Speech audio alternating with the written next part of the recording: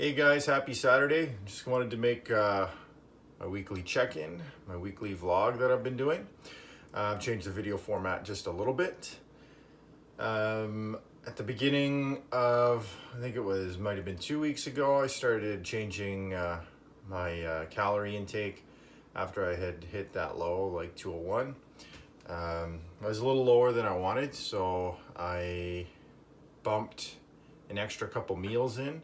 I didn't go crazy with my calories, but I put in an extra couple scoops of oatmeal in the morning, some additional carbohydrates during my workout. So a scoop of oats in my whey protein shake, and then some more carbs through the day. So all in all, I think over the last like 2.5 to 3 weeks, I've probably added 3 meals in.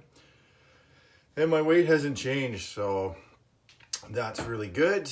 I noticed like I have more energy, I'm stronger, and like I feel like I'm more full, which is definitely what I was going for. But I'm still at a deficit. I still have some goals that I want to hit before summer, just like with my physique. So with that being said, I changed my training program a little bit. So I'm still doing very much like a push-pull legs, but I've increased the volume like by quite a lot, which isn't something that I normally do, but it's good to do things outside the comfort zone. So I increased my amount of sets, and the first couple sets I make really high volume, and I have been incredibly sore from it. So definitely not used to it, but even within 1 week, I noticed, like yesterday I did a push workout, and I'm going to share the workouts, at least the 3 workouts that I've done for my push, my pull, and my legs. I'll share what those workouts actually were so you can try them out. Now, I wouldn't advise anyone to just go ahead and try them out because there is a lot of volume. So if you do, you'd probably be prepared to get pretty sore, but I would start my sets at about 20 and do anywhere from 4 to 5 sets and go 20, 16, 12, 10, and 8. So finishing usually at the upper range of where I would normally be stopping. There's a lot of my heavy compounds for pushes I'd like to go, that's like 4 to 6, and then I'd increase my volume throughout, but I've just been increasing volume for everything, and like I've been again super sore this week. So definitely a change to the body. But I did again push yesterday, same amount of volume, same amount of exercises. I even did separated chest and shoulders and triceps. So I did chest in the morning, and then after I got off work, I went in and did triceps and shoulder supersets for about 35-40 minutes. And like I'm way less sore today than I was after I did my first push workout this week. So already kind of like adaptations to that. So I don't know how long that I'll go with this. Maybe I'll give it a month and just see.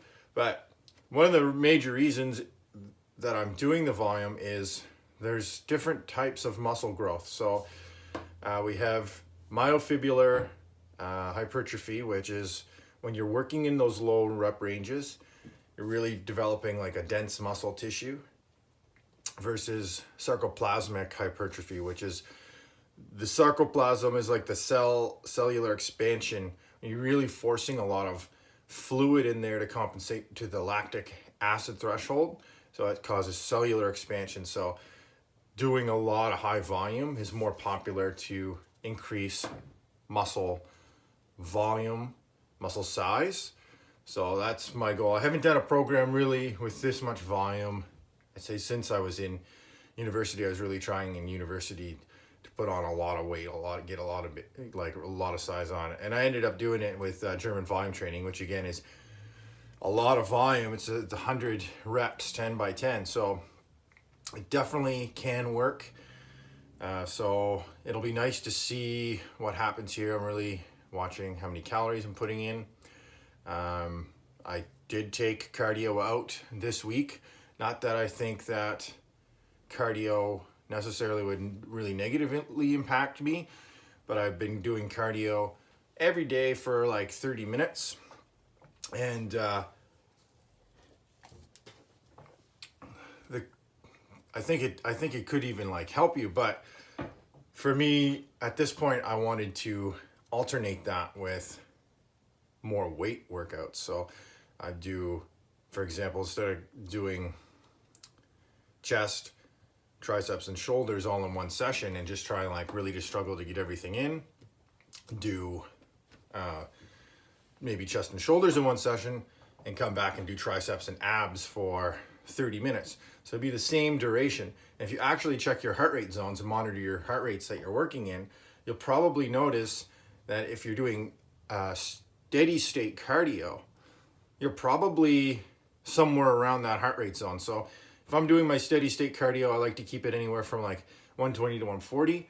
Well, when I'm doing, a superset of bis and tris, or tris and shoulders, or tris, shoulders, forearms, or abs, or whatever, my heart rate is elevated into those fat burning zones. So the whole point of me doing the extra cardio was just to lengthen my fat burning, increase my calorie burn, but I'm able to do that also while I'm, trying to build up my muscles at the same time. So I might as well just switch it out.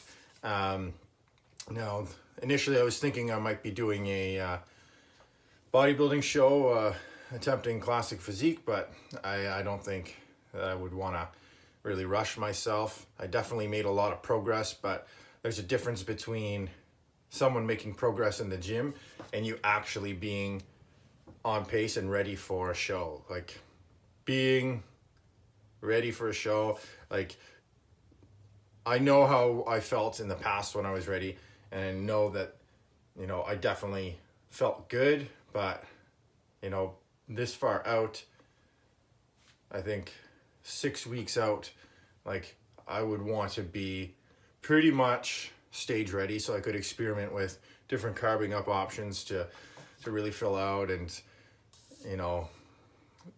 see how sodium was reacting with vasodilation and sucking in water and really just changing your appearance.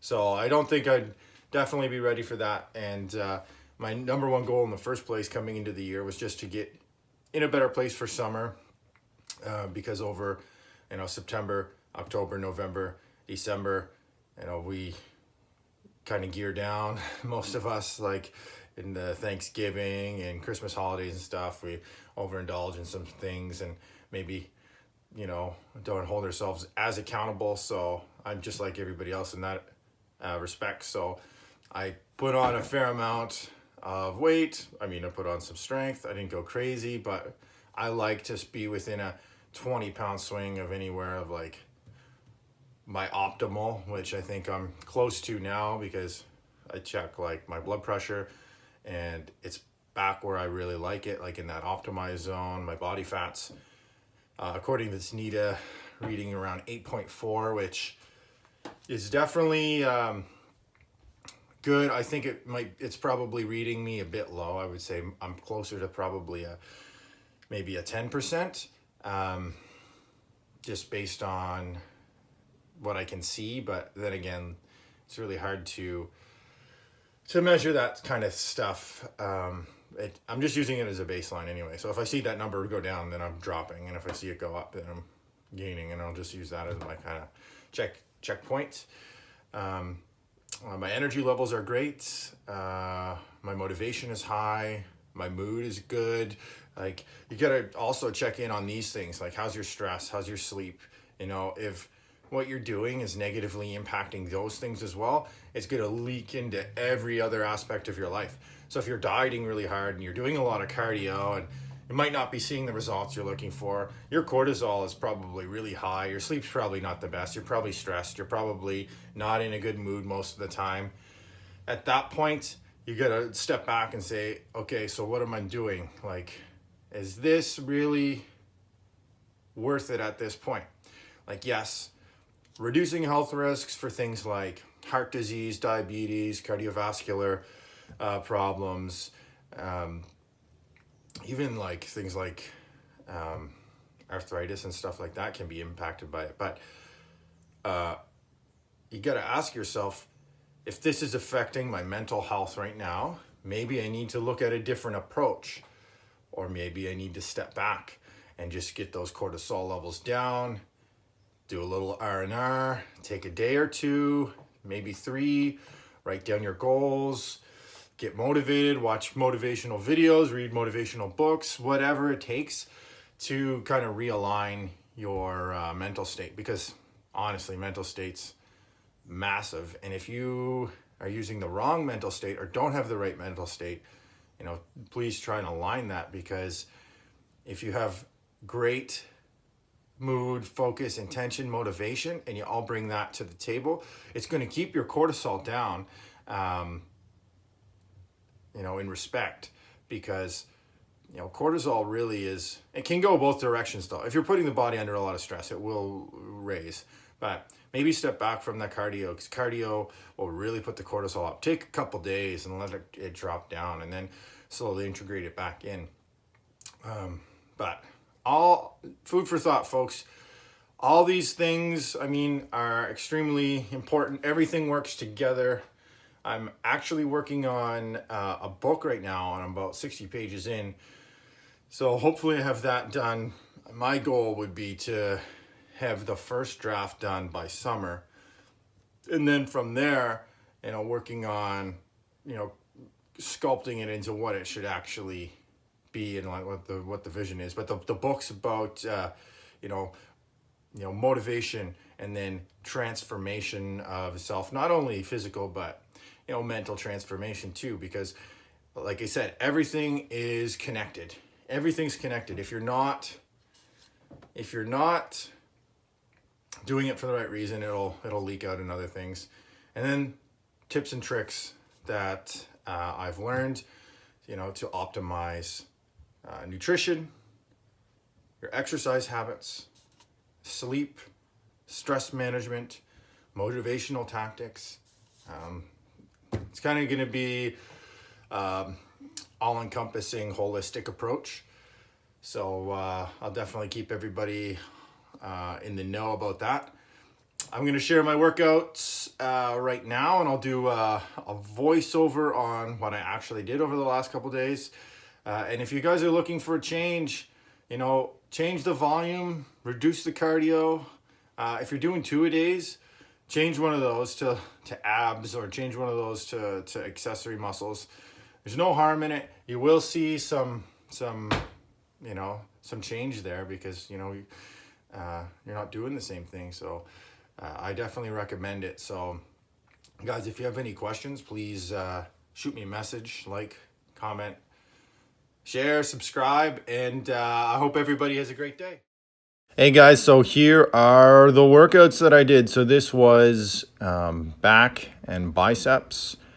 So as you can see, the volume is quite high, starting at 20 reps on most of the exercises and working down to 8.